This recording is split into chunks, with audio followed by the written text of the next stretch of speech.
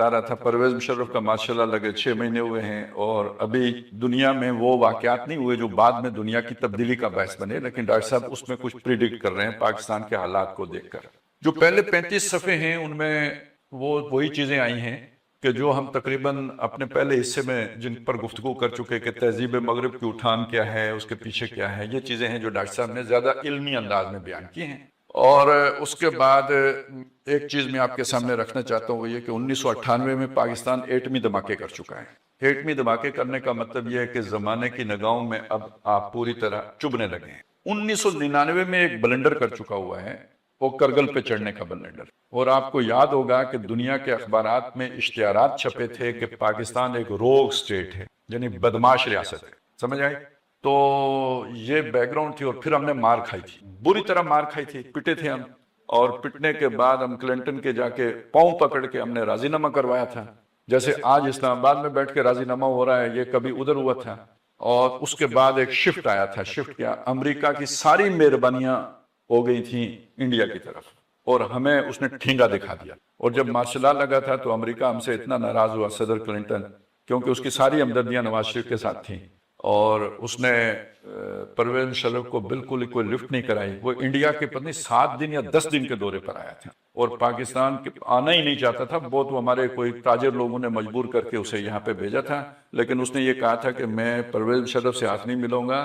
اس وقت ابھی وہ صدر رفیق تارڑ ہوتے تھے، ان سے ہاتھ ملا کے تو وہ چلا گیا تھا، پرویز مشرف سے اس نے ہاتھ نہیں ملا۔ یہ بیک گراؤنڈ ہے جس میں یہ خطاب ہو رہا ہے، وہ سارا ڈاکٹر صاحب نے چیزیں بیان کی ہیں، دلچسپی جو آپ کو ہوگی تو آپ پڑھیں گے، اور لیکن یہ کہ میں صفحہ نمبر 35 سے شروع کر رہا ہوں، پاکستان فیصلہ کن 2 رائے پر۔ وہ اہم بات ہے کہ اب ڈاکٹر صاحب کیا کریں، کہہ رہے ہیں جیسا کہ میں بیان کر چکا ہوں کہ بی بی سی کے تجزیہ نگار نے کہا ہے کہ امریکہ نے پاکستان کو دھوپ میں کھڑا کر دیا ہے۔ صاحبان ہوتا ہے نا، صاحبان ہٹا دیں، دھوپ میں کھڑا ہو گیا، یعنی مشکلات میں کھڑا کر، کہ اب وہ اپنے لیے خود سایہ بنائے یا سایہ تلاش کرے۔ امریکہ اب سہارا نہیں بنے گا، سایہ نہیں کرے گا۔ یہ ایک دو راہا ہے، ہمارے سامنے 2 راستے ہیں، ادھر یا ادھر، یا چنا کن یا چنی۔ اب ہمارے قومی وجود کا یہ ڈائلیما ہمارے سامنے ہے کہ ہمیں کون سا راستہ اختیار کرنا ہے۔ ہم نے اس وقت اسلام کے نام پر ملک بنایا، یعنی 47 میں اسلام کے نام پر ملک بنایا، جبکہ پوری دنیا میں سیکولرزم، لادینیت اور اباحیت پسندی کا دورہ تھا۔ دنیا ادھر جا رہی تھی، ہم نے ادھر آگے۔ اس اعتبار سے پاکستان کا قیام پوری دنیا کے لیے ایک چیلنج کی حیثیت رکھتا تھا۔ نعرہ زن عشق کے خونی جگرے پیدا شد، حسن لرزید کے صاحب نظرے پیدا شد۔ زبان یار من کیا ہوتی ہے؟ ترکی، و من ترکی نمی دانم۔ تو بہرحال یہ مطلب اس کا یہ ہے کہ عشق نعرہ زن ہے کہ جگر کو خونی بنا دے، یعنی خون والا جگر خون کر دے، اور حسن لرزیدہ، جو حسن ہے وہ لرز رہا ہے کہ صاحب نظرے پیدا شد، آنکھ وہ ہو کہ جو حالات کو دیکھ سکے، وہ آنکھ پیدا کر۔ جنون اور پھٹ جانا اور وہ بھی چیز ہے، لیکن اصل چیز جو ہے وہ یہ ہے کہ آپ کی بینائی ہونی چاہیے، آپ کو نظر آنا چاہیے کہ دنیا کیا ہے۔ لیکن اب صورتحال بہت مختلف ہے۔ اپنے قیام سے اب تک ہم نے بہت قیمتی 52 سال ضائع کیے۔ اس دوران ہم نے اپنے آپ کو برباد کیا ہے، اپنی تباہی کے لیے خود اپنے ہاتھوں گڑھا کھودا ہے۔ اب ہم جہاں کھڑے ہیں یہ ایک 2 راہا ہے۔ اب یہ جی جو 2 راہا ہے وہ پہلا متبادل راستہ کیا ہے؟ اس 2 راہے پر ایک راستہ تو یہ ہے کہ ہم اپنے مقصد وجود اور اپنے نظریاتی پس منظر کو بھول جائیں، نظریہ پاکستان اس کو ہم بھول جائیں، یہ فراموش کر دیں کہ پاکستان کیوں بنا تھا، لا الہ الا اللہ کے لیے بنا، اس بات کو بھول جائیں۔ اللہ سے ہم نے کیا وعدے کیے تھے اور کیا نعرے لگائے تھے، اور تحریک پاکستان کا کیا پس منظر تھا، یہ بھی بھول جائیں کہ ہم نے یہ اسلامی نظریاتی ملک اس لیے بنایا تھا کہ ہم بقول قائد اعظم عہد حاضر میں اسلام کے اصول حریت و اخوت و مساوات کا دنیا کے سامنے ایک نمونہ پیش کرنا چاہتے تھے۔ اور مبشر پاکستان علامہ اقبال کے اس خواب کو بھی بھول جائیں کہ جیسا کہ مجھے یقین ہے اگر ہندوستان کے شمال مغرب میں ایک آزاد مسلمان ریاست قائم ہو گئی تو ہمیں موقع مل جائے گا کہ عرب ملوکیت کے دور میں اسلام کے چہرے پر جو بدنما داغ آ گئے تھے ان کو دھو کر اصل اسلام دنیا کے سامنے پیش کر سکے۔ اور اصل اسلام ظاہر بات ہے کہ خلافت راشدہ والا تھا، لیکن دنیا تو مسلمانوں کو پہچانتی دور ملوکیت کے حوالے سے ہے، لہٰذا اس غلط تصور کو دھونا ہوگا۔ یہ ساری باتیں بھول جائیں، آئیڈیالوجی بھول جائیں، نظریہ بھول جائیں، مقصد وجود بھول جائیں، یہ کرنا ہوگا۔ باقی یعنی ایک راستہ یہ ہے۔ اب اگر آپ مجھے اجازت دیں تو میں ساتھ ساتھ آپ کے سامنے حالات و واقعات کی روشنی میں رکھتا جاؤں. پرویز مشرف نے یہ سارا کیا یا نہیں کیا؟ علامہ اقبال کو بھی گالیاں پڑی یا نہیں پڑی؟ اسی ملک میں ہمارے قومی نشریاتی چینلوں کے اوپر بیٹھ کے لوگوں نے اقبال کو گالیاں دی یا نہیں دی؟ اسے دہشت گردی کا موجد قرار دیا یا نہیں دیا؟ تو کیوں ہو رہا تھا یہ سارا؟ سمجھ میں آ رہا ہے کہ ہم باز آئے اس محبت سے جس کے لیے ہم نے ملک بنایا تھا، اس محبت سے ہم باز آئے. ابھی پچھلے دنوں ایک صاحب سے ملاقات، انہوں نے مجھ سے ذکر کیا کہ وہ پڑھتے تھے یہ جو اپنے یہ یونیورسٹی کیا ہے، یہ جو ہمارے عسکری اداروں کی جو یونیورسٹی ہے NDU میں پڑھتے تھے، اور وہاں انہوں نے ایک پریزنٹیشن دی، غلطی سے ان کی زبان سے نکل گیا ایک نظریہ پاکستان. تو کہتے ہیں ٹیچرز نے میری علیحدہ بےزتی کی، اور جتنے جو اسٹوڈنٹس تھے انہوں نے علیحدہ کہ کیا بکواس ہے، یہ خط کیا نظریہ ہوتا ہے؟ نظریہ کوئی نہیں ہوتا. ریاست کیا نظریہ؟ بس ہم ایک پاکستان ہے اور ہم سب پاکستانی ہیں. یہ ذہن بنے ہوئے تھے ان لوگوں کے، اور بنائے گئے تھے ظاہر ہے. اور اس میں آپ کو پتہ ہے کہ غامدی صاحب کو کیوں یعنی لے جا کے تمام اداروں کے اندر لیکچر دلائے جاتے تھے، اور قومی جو ہے نا جو ہمارا الیکٹرانک میڈیا ہے اس کے اوپر موقع دیا، اس لیے دیا جاتا تھا اس کی جڑیں کھودیں. انہوں نے کھودی، آرام سے تسلی سے کھودی. دوسرا کیا تھا؟ مغربی سیکولر جمہوریت کو پوری یکسوئی سے اس کے جملہ متضمنات کے ساتھ اختیار کر لی. یہ کیا ہوتے ہیں متضمنات؟ کیا ہوتے ہیں؟ ضمن ہوتے ہیں نا، اس کے ضمن میں یہ بات بھی ہے. تو متضمن وہ شے ہوتی ہے جو کسی کے ضمن میں ہو. یعنی ایک تو جمہوریت ہے تو اس کے متضمنات کیا ہوں گے؟ اس کے ساتھ ہی سمجھ لیجئے لبرلزم بھی ہے، اس کے ساتھ ہی سیکولرزم بھی ہے، اس کے ساتھ جڑی ہوئی اباحیت پسندی بھی ہے. یہ اس کے متضمنات ہیں. ٹھیک ہے، ان سب کو قبول کر لیں. اچھا، اس کی بھی محنت ہوئی یا نہیں ہوئی؟ اس کی بھی کوششیں ہوئی یا نہیں ہوئی؟ اچھا، اس ضمن میں اس وقت تو ایک ہی مطالبہ ہے کہ جمہوریت بحال کرو. یہ ماشاء اللہ لگ چکا ہے. ابھی تو ایک ہی مطالبہ ہے کہ جمہوریت بحال، لیکن جمہوریت کی بحالی کے ساتھ دو مطالبے اس کے اندر مضمر ہیں، یعنی چھپی ہوئے، پوشیدہ ہے. ضمیر ہوتی ہے نا اندر چھپی شے، تو مضمر ہیں، چھپے ہوئے ہیں. ایک یہ کہ تم نے مذہب کی بنیاد پر قادیانیوں کو غیر مسلم قرار دیا. مذہب کی بنیاد پر انسانوں میں فرق پرانے زمانے کی دقیانوسیت ہے. آپ کو تو مسلمانوں اور ہندوؤں کے درمیان بھی فرق نہیں کرنا چاہیے. کجا یہ کہ ایک قوم جو اپنے آپ کو مسلمان کہتی ہے اسے آپ نے اپنے قومی وجود سے کاٹ پھینکا ہے. دوسرے یہ کہ قانون تحفظ ناموس رسالت کو ختم کرو، اس قانون کو کالعدم قرار دو. آج کا لبرلزم کا دور ہے، ہر شخص کو آزادی رائے کا حق حاصل ہے. دیکھتے نہیں کہ ہم نے اپنے خدا کے لیے یہودیوں سے یہ لفظ سننے کو تیار ہیں کہ وہ سن آف گاڈ نہیں بلکہ سن آف مین تھا. اس پر انہوں نے پوری فلم لائی ہے جس میں حضرت مسیح علیہ السلام کو سیدہ مریم کے منگیتر جوزف کارپینٹر کا حرامی بچہ قرار دیا، جس سے ابھی مریم کی شادی بھی نہیں ہوئی تھی، صرف رشتہ طے ہوا تھا. ہم سے کہا جائے گا کہ یعنی ہم یہ سب برداشت کر رہے ہیں تو تم کیوں نہیں اپنے نبی کے لیے ایسی باتیں برداشت کرتے؟ حالانکہ ہمارے نزدیک وہ خدا کا بیٹا ہے. ہم یہ سب کچھ جھیلتے ہیں یا نہیں؟ تو اگر سلمان رشدی نے بکواس کر دیا تو تمہیں اس سے کیوں تکلیف ہوتی ہے؟ پوری مغربی دنیا اس وقت سلمان رشدی کی پشت پر آ گئی ہے، اور اس کی کتابوں کے پورے ہوائی جہاز لوڈ ہو کر پوری دنیا میں گئے. ہم سے کہا گیا ہے کہ یہ تم نے کیسے قانون بنا دیا؟ آپ کو معلوم ہے کہ قانون توہین رسالت کے خلاف پوپ جان پال نے بھی لب کشائی کی، اور صدر امریکہ نے بھی. بس ہم سے مطالبہ کیا جائے گا کہ سیکولر جمہوریت کے تقاضوں کو اس کے جملہ متضمنات کے ساتھ قبول کرو. دوسری بات یہ ہو جائے گی. اور اس حوالے سے آپ کو پتہ ہونا چاہیے کہ بہت سی اٹیمپٹس ہوئی، اور ایک پرویز مشرفی کے دور میں نہیں ہے، اس کے بعد کے ادوار میں بھی. ابھی ہم آ رہے تھے، سفر میں تھے، نوید صاحب نے رستے میں بتایا کہ راجہ ظفر الحق صاحب کسی مجلس میں کہہ رہے تھے کہ نواز شریف صاحب نے ہماری اپنی ایک وہ جیسے ہوتی ہے نا کچن کابینہ یا انڈور ایک جو سے، اس میں انہوں نے کہا کہ ایک آفر آئی ہے کہ آپ یہ قانون ختم کر دیں، آپ کا سارا قرضہ معاف کر دیں. اور یہ حکمران کر گزرتے، ڈر عوام کا تھا، اور بالکل عوام کا تھا. ٹھیک ہے، اور کوئی ممتاز قادری توڑ دیتا ہے طلسم سامری جیسا کچھ بھی ہوتا ہے تو وہ اس سے وہ پھر ڈر جاتے ہیں. لیکن یہ حرکتیں ہمیشہ ہوتی رہی. وہ گورنر تھا، اس نے کیوں توہین، اسے کیا ضرورت تھی توہین رسالت کرنے کی؟ ماحول بنانا ہوتا ہے، اللہ نے بنا دیا. وہ یوں کر کے بنانا چاہتا تھا، اللہ نے یوں کر کے بنا دیا. لیکن اٹیمپٹ ہوئی ہے، میں آپ کو یہ بتا رہا ہوں. آگے چلیں، کشمیر کو بھول جائیں. میں اپنے الفاظ میں ان کے مطالبات کی ترجمانی کر رہا ہوں کہ اب تو اگر بھارت لائن آف کنٹرول کو مستقل سرحد ماننے پر تیار ہو جائے تو بہت غنیمت سمجھنا.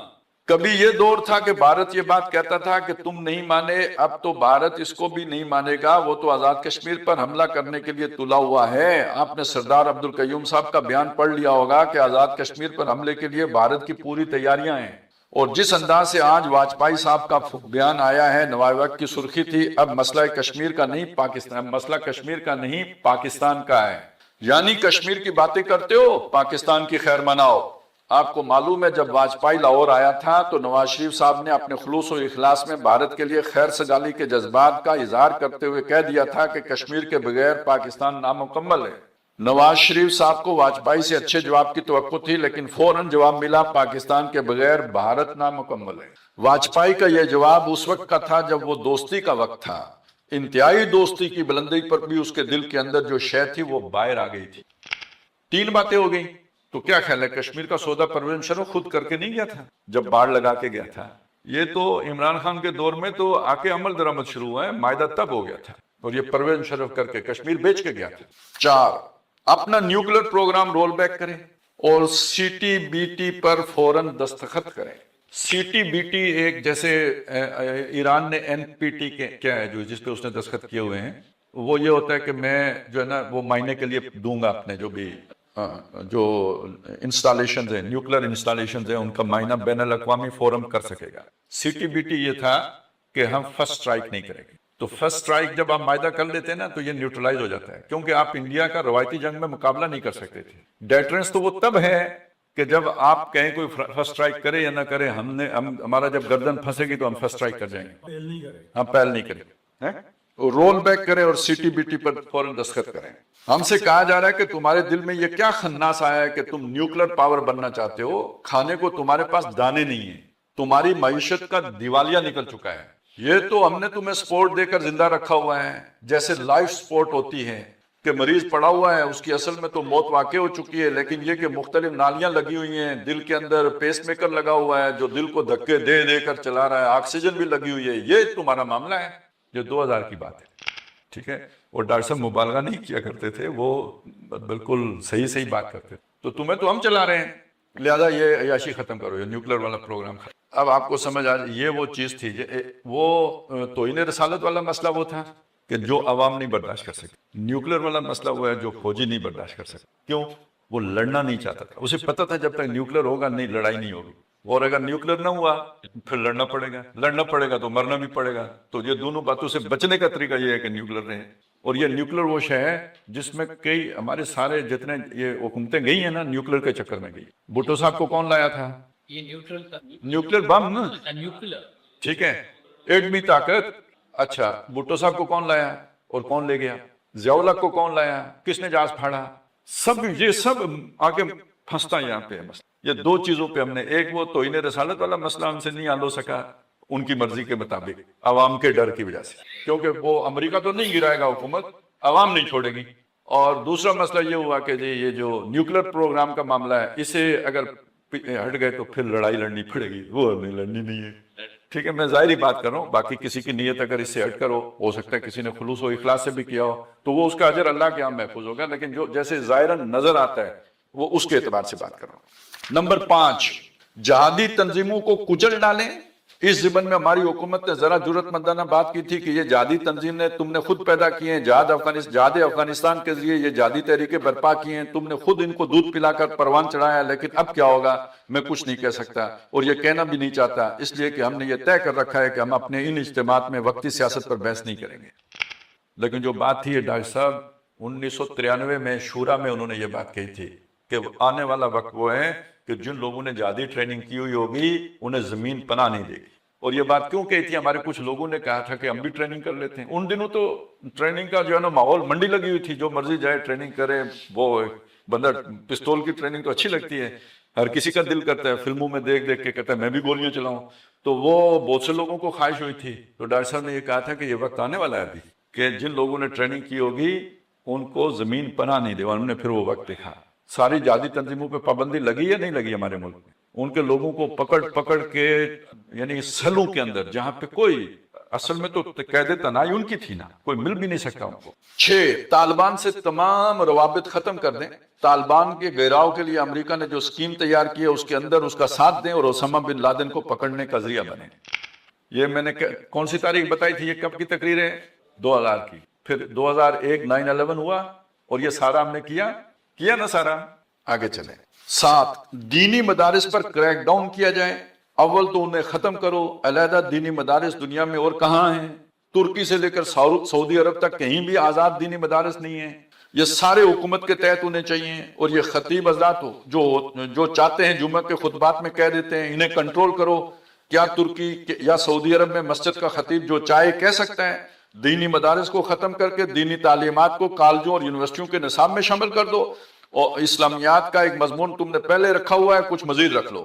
ایک خاص سطح سے آگے جا کر میڈیکل کالج کی طرح ایک علیحدہ شریعت کالج بنا لو جیسے سعودی عرب میں ہے. لیکن سکول کی تعلیم بالکل مشترکہ ہے، تمام جدید و قدیم علوم پڑھائے جا رہے ہیں.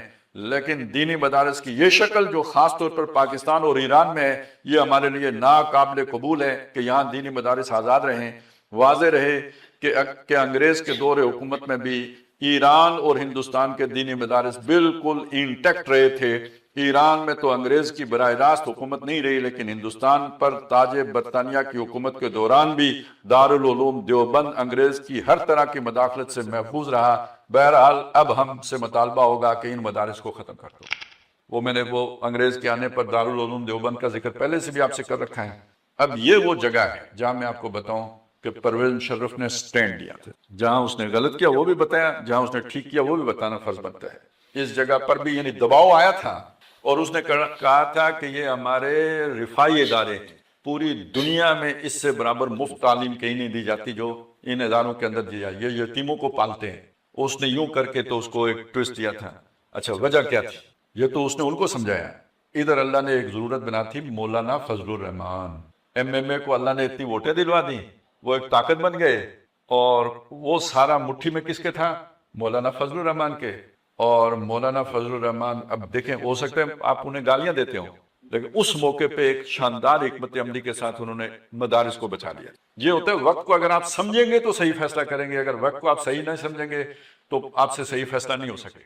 اب وہ فقیہ مسلک بھی کہیں، انہیں سیاست کا وہ جو کچھ بھی کہیں، لیکن جو ان کی کانسٹیٹوئنسی تھی اس کو انہوں نے بچا دیا. یہ کیوں ہوا تھا؟ یہ دیکھیں، حکومت ظلم کرتی ہے تاکہ رد عمل ہو اور ہمیں زیادہ ظلم کرنے کا موقع ملے. مولانا فضل الرحمان ہی تھے جنہوں نے کراچی کے تمام مدارس کو بھی آ کے کنٹرول کیا، اسلام آباد کے مدارس کو بھی کنٹرول کیا، لاہور کے مدارس کو بھی کنٹرول کیا، کہ آئسولیٹ کیا کس کو؟ لال مسجد کو. بظاہر ہمیں یہ بات بہت بری لگی، تو سارے جہاں بھی ان کا اثر و رسوخ تھا انہوں نے انہیں کول ڈاؤن کیا، رد عمل نہیں کرنے دیا. سوات میں رد عمل ہوا نا تو پھر کیا ہوا؟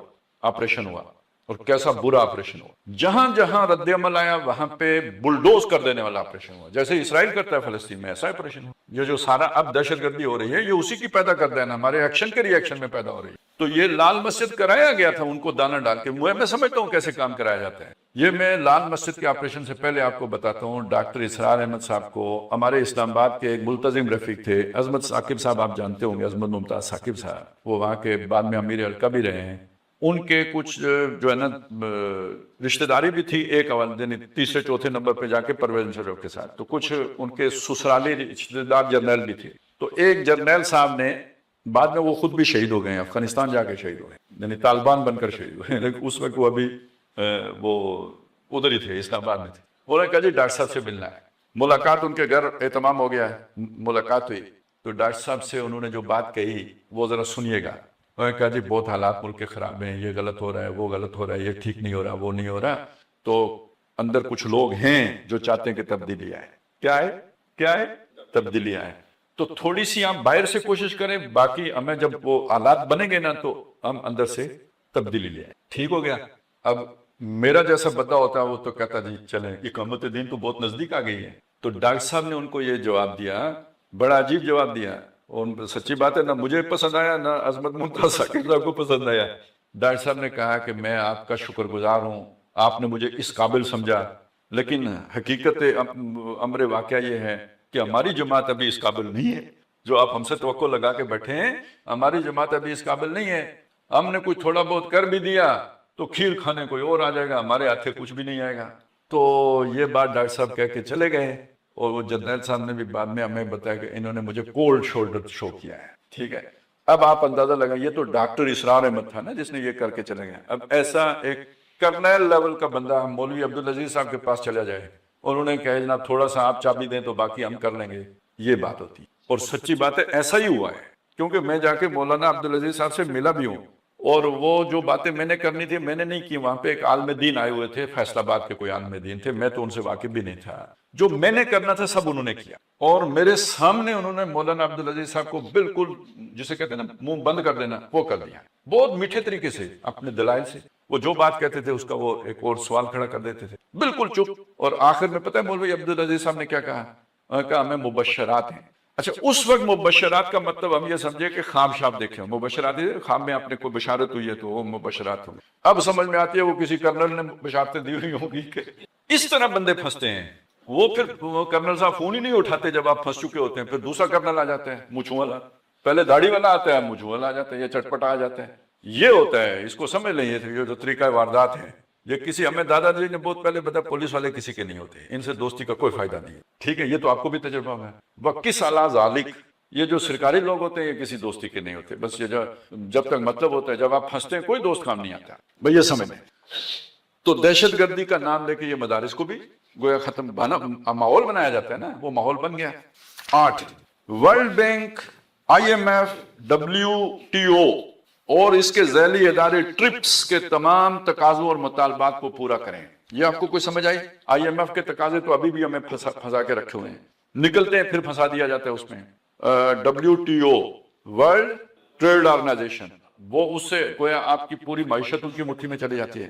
اور یہ جو ٹرپس ہے نا، یہ زراعت سے متعلق جو ان کے ہوتے ہیں نا، یہ بیج ہوتے ہیں جو وہ دیتے ہیں، جو آپ ہائبرڈ بیج جنہیں کہتے ہیں، ان کے کئی کام ہیں.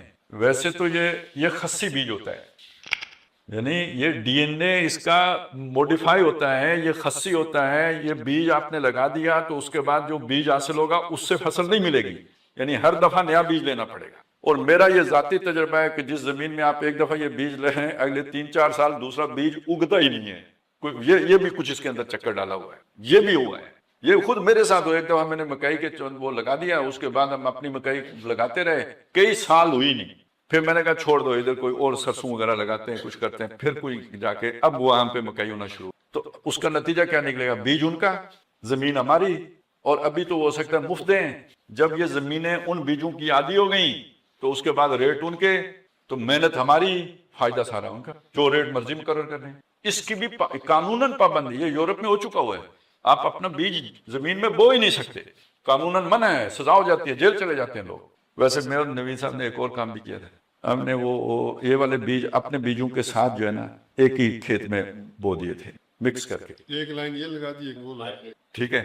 اور جو اپنے والی جو تھے نا ان کا بیج رکھ لیا تھا، تو وہ تھوڑا سا جو ہے نا امپروو ہو گئے تھے. تو یہ وہ اس کا بھی اہتمام کرتے ہیں تاکہ کوئی اسے امپروو نہ کر سکے. اصل میں مجھے ادھر ہی سے اندازہ ہوا کہ وہاں پہ کوئی ایک کاشتکار پکڑا گیا تھا، وہ اس نے ایک کھیت اپنا لگایا تھا، ایک ان کا لگایا تھا، وہ اسے پکڑ کے لے گئے تھے اور اس والا کھیت انہوں نے سارا ضائع کر دیا. حکومت، ہاں یہی تو یہ ٹرپس کے قوانین کے اندر ہے نا، ٹرپس کا قانون ہے. تو وہ اس سے مجھے ہوا کہ یار یہ کیا مسئلہ ہے. تو وہ جو مجھے یہی لگا کہ یہ بیج کراس ہو جاتے ہوں گے اور وہ امپروو ہو جاتے ہوں گے انہیں. تو ہم نے یہ ٹرائی بھی ماری اور وہ واقعی امپروو ہو گئے. تو ابھی تک ہمارے ملک میں تو وہ ٹرپ کا قانون نہیں آیا. تو میں نے اس لیے آپ کو بتا دیا کہ اگر کسی کوئی آپ نکالنا ہے تو یہ ٹرائی ماریں، فائدہ دے گی. اچھا جی، ورلڈ بینک، IMF، WTO اور اس کے ذیلی ادارے ٹرپس کے تمام تقاضوں اور مطالبات کو پورا کریں. یعنی اپنے عوام کا خون نچوڑو، انہیں کولو کے اندر پی لو اور خون نکال کر ان کے ہاں پیش کر دو. ٹرپس یعنی trade related intellectual property rights. اصل میں انہوں نے بیج بنایا نا یہ، تو یہ پراپرٹی رائٹس ہو گیا ان کے کا نام. شاید آپ نے پہلے بھی سنا ہوگا، میرے علم میں یہ بات حال ہی میں آئی ہے کہ یہ ورلڈ ٹریڈ آرگنائزیشن کا ایک اور ذیلی معاہدہ ہے کہ دنیا میں بیج کی تقسیم کا کام صرف ملٹی نیشنل کمپنیوں کے ذریعے ہو. اس معاہدے کے تحت کسی ملک کے شہری یا کاشتکار اپنے پاس بیج نہیں رکھ سکیں گے. یہ قانوناً جرم ہوگا. لاکھو صاحب، قانوناً جرم ہوگا. اس کی وجہ کیا ہے؟ وہ یہ کہتے ہیں کہ مختلف اجناس کے اندر ہم نے جینیٹک ڈیولپمنٹ کی ہے، جس سے اجناس کی نئی نئی شکلیں پیدا ہوئی ہیں، جس سے پیداوار زیادہ ہوتی ہے. لہذا ان کے اوپر ہمیں نفع ملنا چاہیے. بیج صرف ہم پیدا کریں گے. کوئی ملک جو WTO کے تحت آ جائے گا وہ اپنا بیج پیدا نہیں کر سکے گا، نہ ہی کوئی کاشتکار اپنے پاس بیج رکھ سکے گا. یہ ہے وہ معاہدہ جس کے خلاف ہمارے ملک میں دنیائے اسلام بیداری کونسل کے نام سے तहरीक चली है और उन्होंने एक सेमिनार भी मुनक्किद किया है। ये ग्लोबलाइजेशन का का चौथा इदारा है। इस ग्लोबलाइजेशन को अब पूरी दुनिया में ग्लोबलाइजेशन कहा जा रहा है कि हम अपनी पूरी दुनिया की मईशत को हड़प कर जाएं, बाकी सब हमारे रहमो करम पर रह जाएं। हमारी मल्टी नेशनल होंगी, उन्हीं के हुकूमतें होंगी, उन्हीं के मुलाजिम होंगे। पाकिस्तान का ये सारा जनाब, इस चीज से हमें किस शय ने बचाया है? करप्शन ने। इसलिए कि हमारे मुल्क में कोई कानून ही नहीं चलता, अपना नहीं चलता, अल्लाह का नहीं चलता, तो ऊट का क्या चलेगा? वो जो करप्शन है ना, उसने यही नहीं और भी बहुत सारी चीजों में बचाया है। कितनी एनजीओ यहाँ पे आई, लोग पैसा डकार गए। तो बाज औकात कोई मनफी शय भी देखे ना फायदा दे देती है। अब आ जाए नवी चीज पर। भारत को सीधे सीधे इलाका, ये है अहम तरीन बात, भारत को सीधे सीधे सुपर पावर की हैसियत से तस्लीम करें और उसके सामने सर झुकाएं। अपने ज़हन से भारत का मद्दे मुकाबिल होने का खन्नास निकाल दें और सिर्फ 10 गुना बड़ा नेपाल बनने के लिए तैयार हो जाएं। हमसे कहा जाएगा कि तुम्हारे और नेपाल में इतना ही फर्क है कि तुम्हारा रकबा उससे 10 गुना है। बाकी जिस तरह वो भारत का ताबे मोमल है, उसी तरह तुम भी हो जाओ। ये चीजें डॉक्टर साहब कह रहे हैं। अमेरिका